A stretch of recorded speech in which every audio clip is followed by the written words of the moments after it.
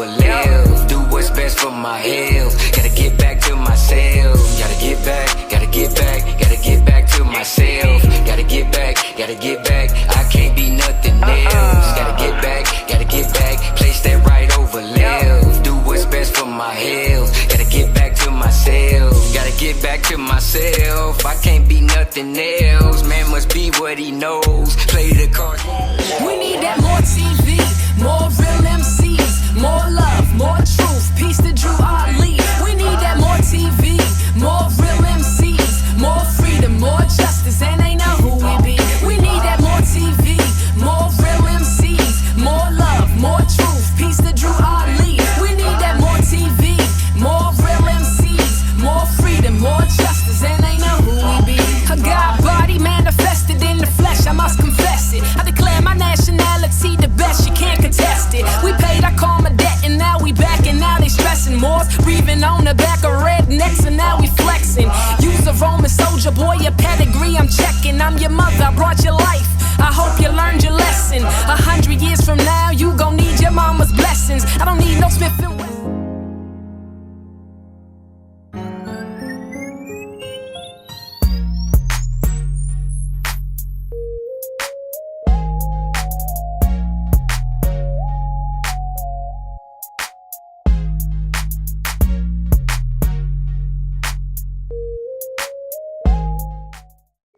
Welcome back, Team CME, to the CME Show. I'm your host, Cynthia Martin. I would like to open today's show with a quote from the Bible in the King James Version book of Matthew, chapter 4, verse 4. It states, "It is written, man shall not live by bread alone, but by every word that proceeds out of the mouth of God." The Moors were once those gods of people who went to the four corners of the world, feeding the human race with knowledge and the information that we call the light. The time has come for the descendants of those race of people to do the same. As we begin to rebuild our own Asiatic libraries again, we are issuing out a call for the all-inspiring or established authors to email the link below and join the CME book review team.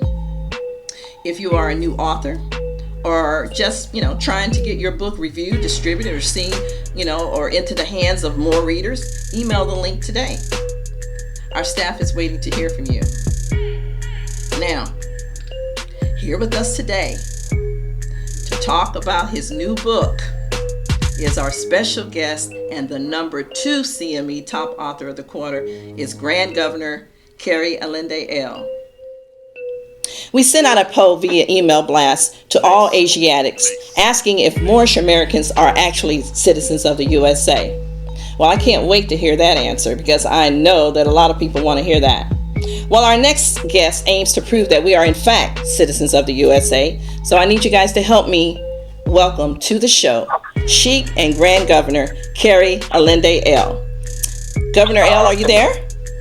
Yes. Thank you for inviting me to the show. I'd like to greet you all with the best of greetings of Islam.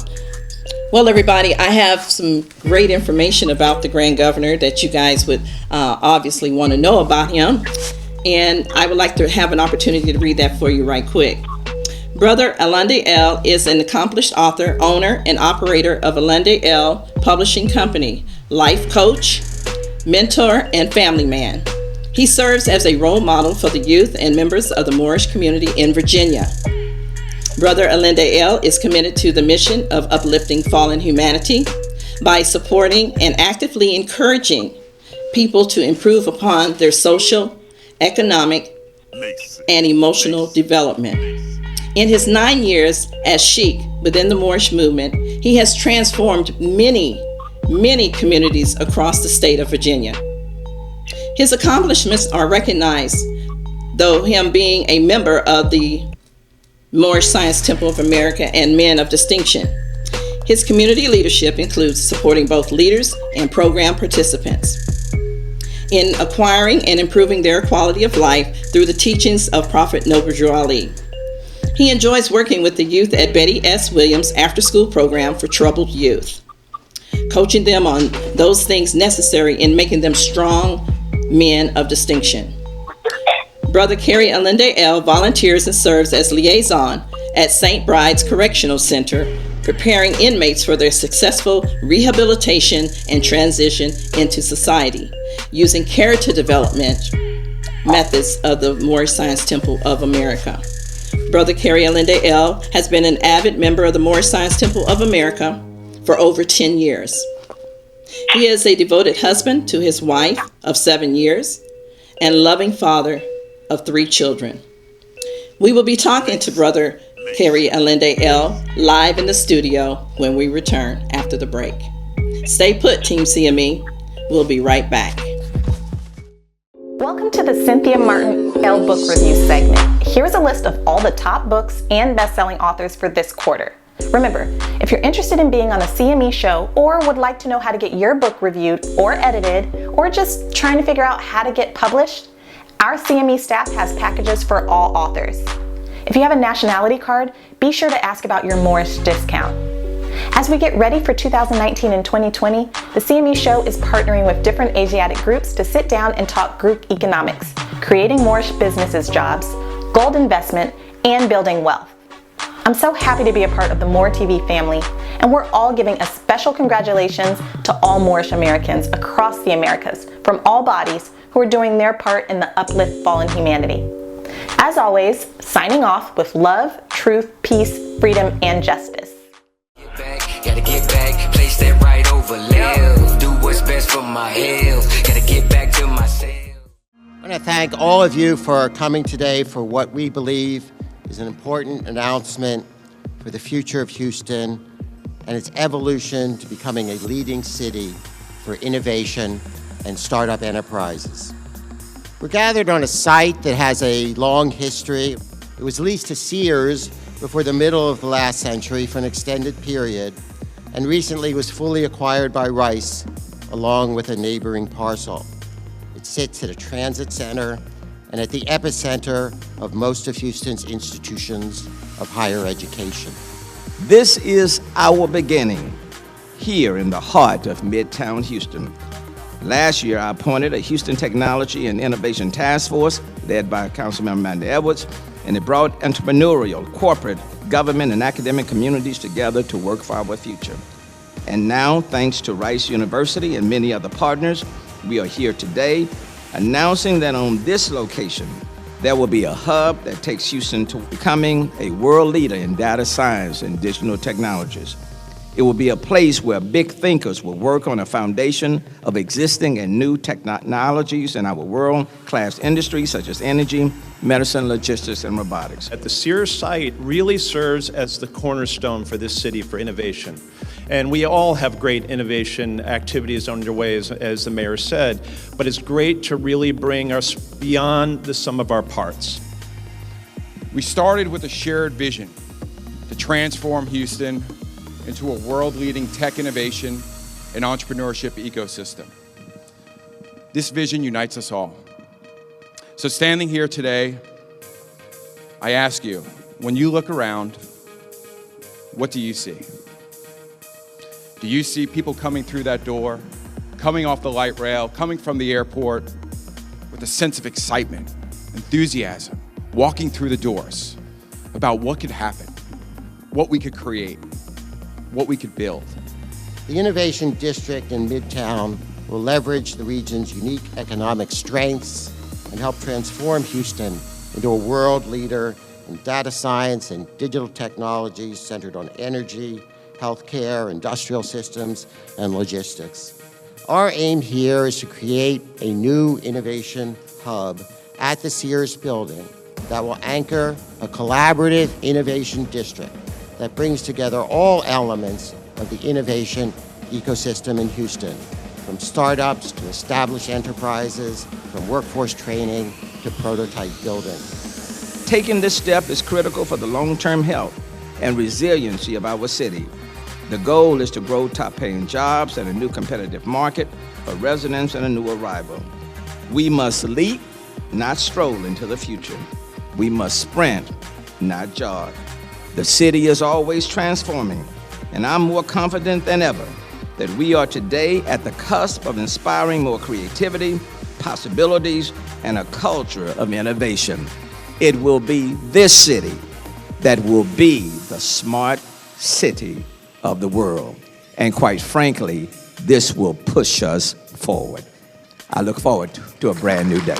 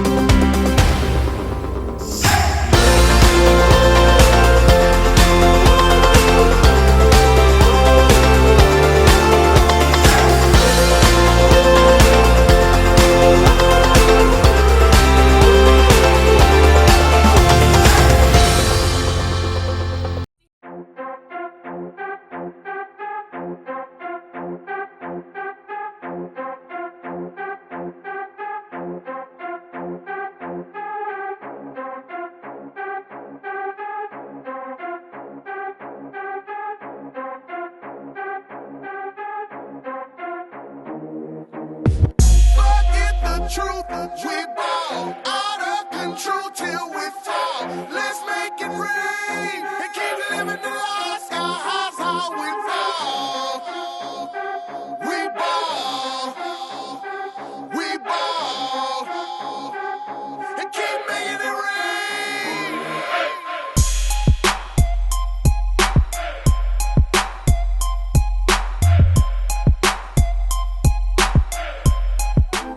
The gods are back, the Moors are strapped. We waking up, and we want our land back. Running off at the trap, you know them gods don't like that. Waking up from a nap, like where the hell my crown at? Take a step back, like I know this bite back. Grand Governor, I have a couple of questions to ask you in regards to the book, if that's okay. Islam, yeah, that's perfect. Okay, question number one for you.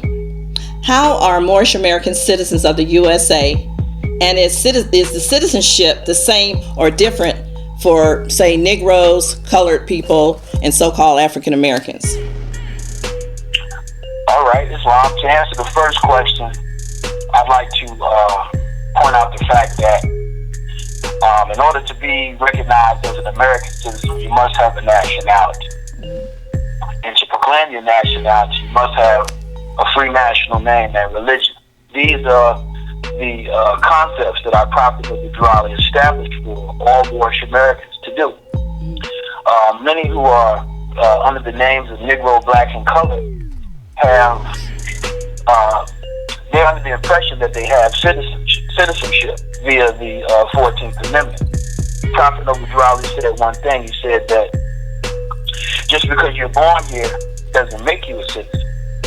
Islam, though civil rights has really done damage to us as a people, having us to believe that we have full rights of citizenship in America.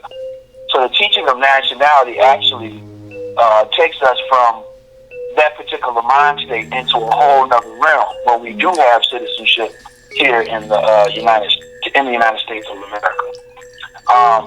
I do believe your question was, if I'm not mistaken, when you proclaim your nationality, does it automatically make you an American citizen? Do I have that correct? Yes. All right. Yes, it does. In fact, to be, like I said earlier, to be an American citizen, the Prophet says you must have a nationality. Just to reiterate. Okay. And the process of becoming one is acquired through the Moor Science Temple of America when one takes out their nationality and identification card. Okay, Grand Governor. Question number two. What is your favorite part of your book? All right. Yeah, I love that question. The favorite part of my book is chapter 1, where I've taken some facts as well as some of the things that the Prophet Noble Durali said. When I say facts, I'm saying facts from my research. And a lot of what Prophet Noble Durali said, and I created a narrative Why I like it so much is because when someone reads the book, they're like, where did you find that at? Where did you find that article from? Or where did you find, this whole event? And I'm saying, when you read my book, you'll see where I got sources from later on in the chapters. So I created a storyline that would pretty much open up the book on why we're under the impression today that we're not citizens based on what Europeans have taught post 1865. So that's the favorite part of my book. I have a second favorite, if I may. Yeah, go ahead. I also like chapter 2, where it goes into how the European is preparing for the prophet Noble Durali. I've had the privilege of talking with the family of Sister Christina Price Bay, and she opens up her account of. I also have that indicated in the book, and I cite her as a first-hand reference to explain the prophet's visit in the White House. And not to spoil it, but just to give you a few about it, the prophet entered the White House, and he was in the tundra. If you're in the White House and you look up in the tundra, there's a mural of all the nations of the earth. So he looks up and he points to the people and he says, "Who are these people?" And the government men said, "Well, who are those people? Your people, the Moorish Americans." Wow. So he said, "Why do you call these people Negroes, blacks, and coloreds in public, but refer to them only as Moorish Americans in private?" So that pretty much is the highlight of the book. Those two are my favorite chapters. Oh, great. Well, thank you for that. The next part of that question that I would like for you to expound on is, what was the inspiration and goal for writing the book? What did you want all of the Moorish Americans to take away from you writing this particular literary work? All right, that's another good question. I was inspired because the first book I wrote was "Are You a Citizen of the U.S.A.?" And I wrote that in my earlier years of joining the temple. I've been in the temple for 11 years. I've been an adept and a sheik for going on 9. My understanding has grown, and I wrote the book to show my growth, because at one period of time I was under the belief that I wasn't a citizen of the U.S.A.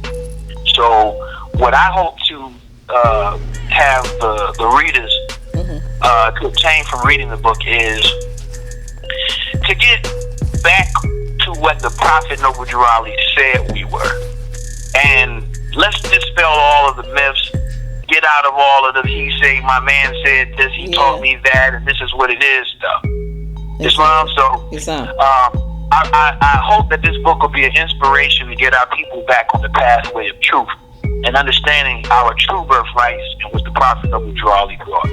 Okay, well, there was a last part of that question, but I think you sort of answered it within this question. That was, what would you like the readers to take away from this book? So I think you sort of, answered that, but if you can go ahead and maybe you might have another idea, answer that for us. What would you like the readers to take away from this book? Well, I would like for the readers to take away from the book that you are a citizen of the USA, whether you choose to accept it or not.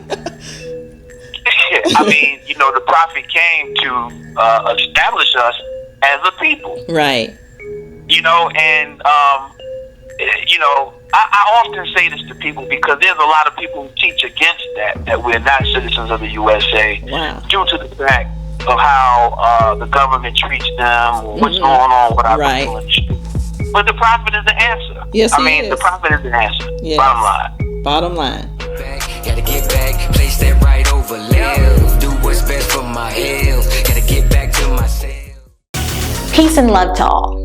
Have you heard the great news? The Moor Science Temple of America is building in the community.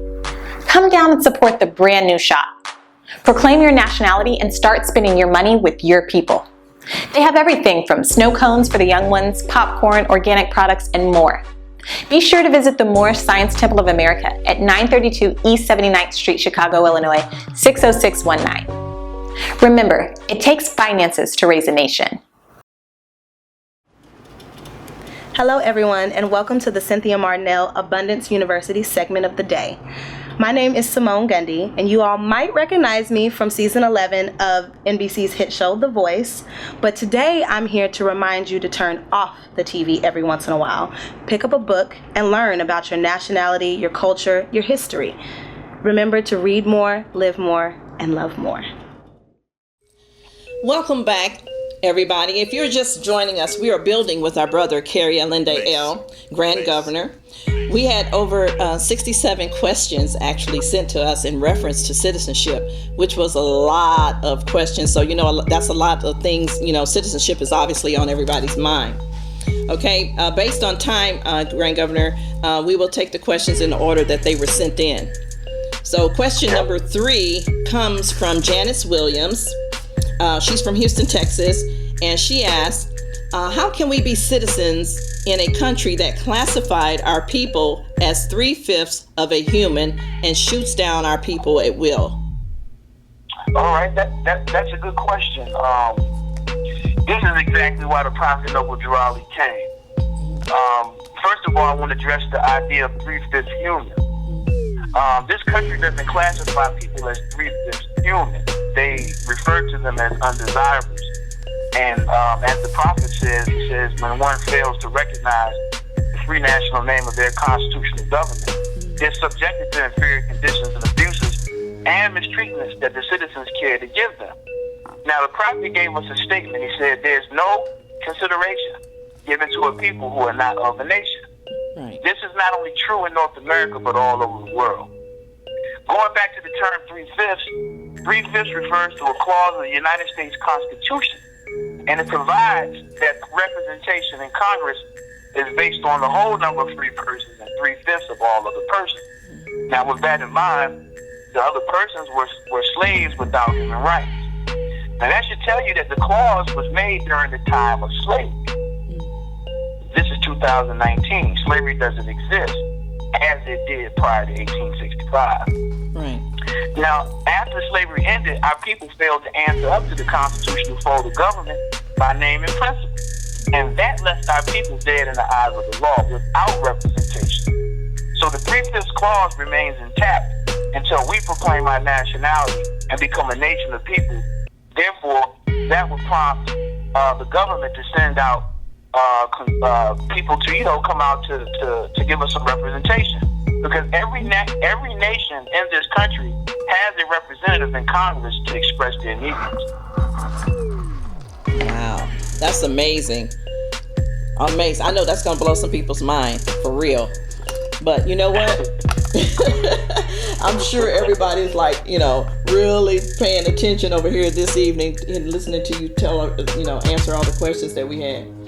But I have another question for you. I'm just fiddling over here on the desk here for a second. I was moving some things while you were talking. I got caught because you shut up, so.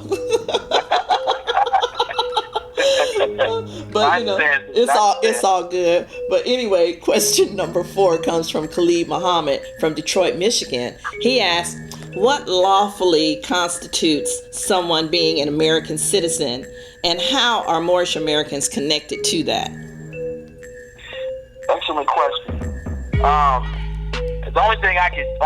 The only way that I can answer that is according to the Prophet. So according to the Prophet of the Durali, they, meaning our people, he said, ought to claim their own free national name and religion. He said, there's but one issue for them to be recognized by this government and of the earth. And it comes only through the connection of the Moorish Divine National Movement, which is incorporated in this government and recognized by all nations of the world. Now listen to this. He says, if the Italians, Greeks, English, Chinese, Japanese, Turks, and Arabians are forced to proclaim their free national name and religion before the constitutional government of the United States of America, it is no more than right that the law should be enforced upon all other American citizens alike. He also said, in all other government, meaning governments of the world, when a man is born and raised there and asks of his national descent name, and if he fails to give it, he's misused, imprisoned, or exiled. Any group of people that fail to answer up to the constitutional standard of law by name, nationality, principles, religion, because religion is law and law is government. Right. He said because to be a citizen of any government, you must claim your national descent name. Because they meaning the Europeans, Right. placed their trust upon issues and names formed by their forefathers. So names like Negro, black, and colored are names given to slaves by slaveholders, their forefathers. These names have never been recognized, the prophet said, by any true American citizen of the day. But through your free national name, Moorish American, you are known and recognized by all nations of the earth that are recognized by the said national government in which they live. So in other words, your state government. Right. Islam, and I'd like to extend that by talking about the 14th Amendment, because that goes along with his question. In regard to the 14th Amendment, he said that there was no need for the application of it to determine our citizenship here. In other words, we do not need to be naturalized, but only educated. Because that's what we're doing. We're teaching our people their nationality and their divine creed, that they may know that they are part and parcel of this said government, and know that they're not Negroes, colored folk, black people, or Ethiopians. Now, the 14th Amendment refers to those born and to those who come over here. There's two criteria when citizenship is determined as it relates to the Quran question 14. The prophet asked the Moorish American, why are we Moorish American? Answer, because we are descendants of Moroccans and born in America. The key word to answer and applying to the constitutional law and fold is that we are born here. We are Moorish by descent and American by birth. We, the Moorish Americans, are preamble citizens, and this is what is meant by the term true American citizen. You may ask why? Because we are citizens before the birth of the United States of America as a nation. See, the term U.S.A is a nation for people of European descent. The term U.S.A is not our nationality. It only refers to our citizenship. Our nationality in the government, in this government, is Moorish American. Our citizenship is U.S.A. But many will argue, bring up the point about Justice Taney's decision, which has been overturned. All right. Justice Taney's decision was overturned by the 13th and 14th Amendment, and according to the 6th article of our national Constitution, which is the divine Constitution bylaw.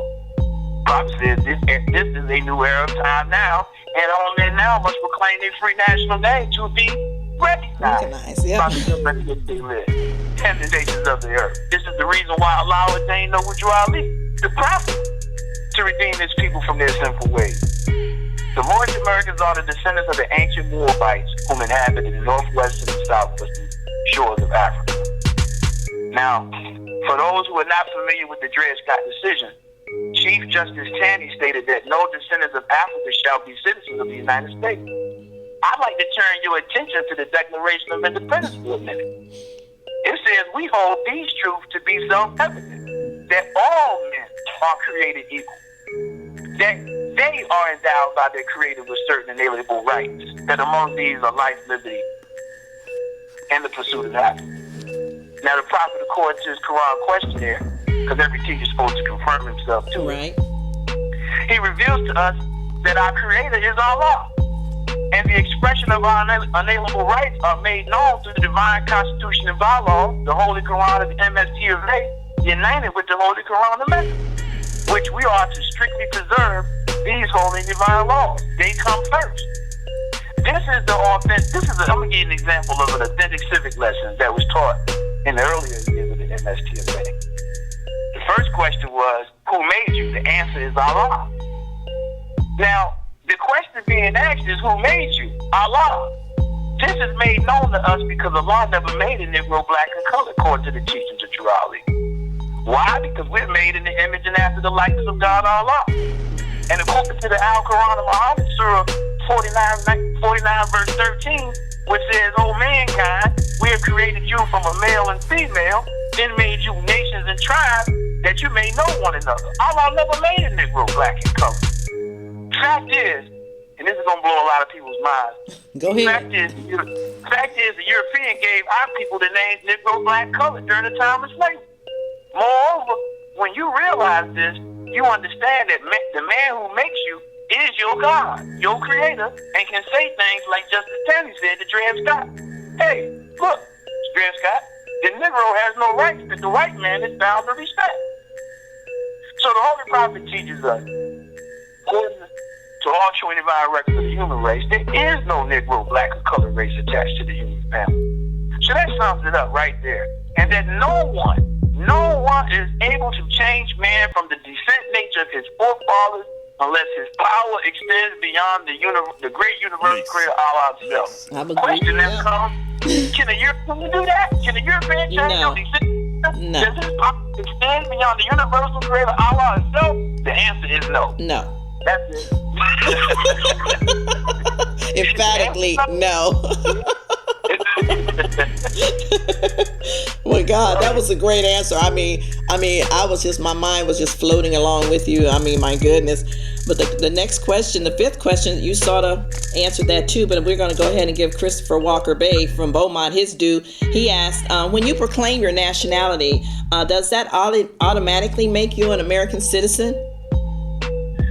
Islam, yes. Again, because in order to be an American citizen, the prophet says you must have a nationality. Okay. The process of becoming one is acquired through the MST of A via Act 6, because that's what defines you as a Moorish American. Islam? That's right. Many people proclaim their nationality, but they don't step up and proclaim their free national name like they're supposed to. That's a whole nother thing.